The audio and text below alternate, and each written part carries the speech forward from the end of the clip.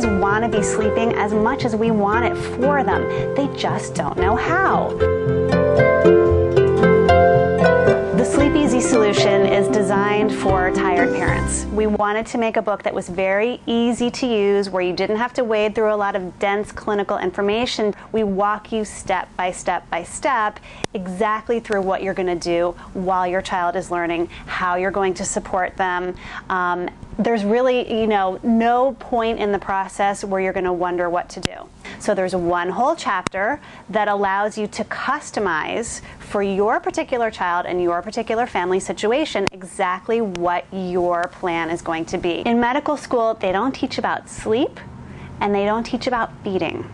So the doctors are experts on the medical stuff. If a pediatrician knows about sleep and feeding and development, they've sort of taken it upon themselves to become educated about those things. We're all born with this inherent ability to be able to sleep. Some babies just come out sleeping fine, others really don't. It's nobody's fault. Don't feel bad if you feel like you haven't been doing the right things for your child. It's just a matter of learning. And once they have that skill, they have it. You don't forget how to ride a bicycle and you don't forget how to sleep. And it's also just really important, for baby and family to be getting the right amount of sleep. It's funny to think about how, we do have the ability to be able to sleep, but it is considered a learned behavior.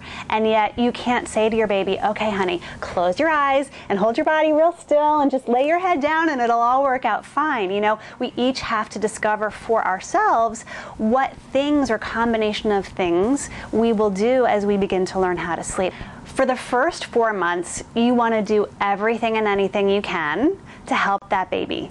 Babies' little systems are very underdeveloped when they're that age, and they can't necessarily regulate sleep and they can't necessarily regulate feeding. So you want to let the baby sleep when they want to sleep. If they're more wakeful, that's okay. Let them feed when they want to feed. Really follow the baby's lead in every way. Right at 4 months, babies go through a very important cognitive milestone. Their brains go through this gigantic growth spurt where suddenly they kind of wake up to the world. And you can always tell when a baby is going through this phase because suddenly they can see the mobile that's hanging above their crib and they're making eye contact with you and their depth perception increases. And so it's this very exciting time where they kind of, they really wake up. That's the point at which they also can begin to learn how to sleep through the night. Because of the brain being more advanced, they can remember from one day to the next what they did and how they did that. And so then it is appropriate, if you feel you have a sleep problem, to begin to let the baby do a little more self-soothing on their own. It's the most natural thing in the world to feed your baby to sleep or rock them all the way to sleep.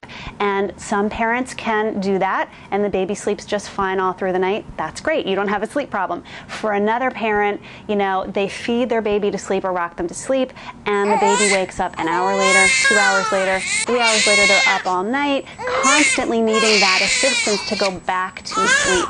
If you want the baby to be able to go back to sleep in the middle of the night, they actually do need to do that last little bit of falling asleep on their own. That baby might, scrunch their body around into a comfy position. They might nuzzle a little blankie that they have. They might suck on a fist or a thumb or a hand. They might gently rock their head from side to side. There are a variety of things that babies and children do as they begin to learn this skill. And being able to soothe yourself is really one of the most fundamental important skills that everybody needs to have.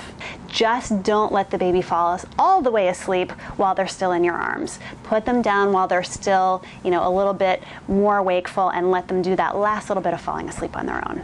Most parents, when they hear that, think, well, that sounds good in theory, but if I do that, what if the baby cries? I'm not comfortable with the baby crying, and neither are we. You're not going to just walk out of the room and shut the door and say, see you later, baby, you figure it out by yourself.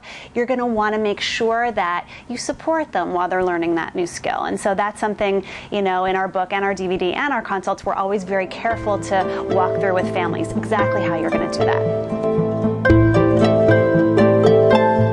I don't have to just shut the door and let my baby cry. I need to take care of my heart. I need to make sure that I still feel like a good mommy or a good daddy while I'm going through this process.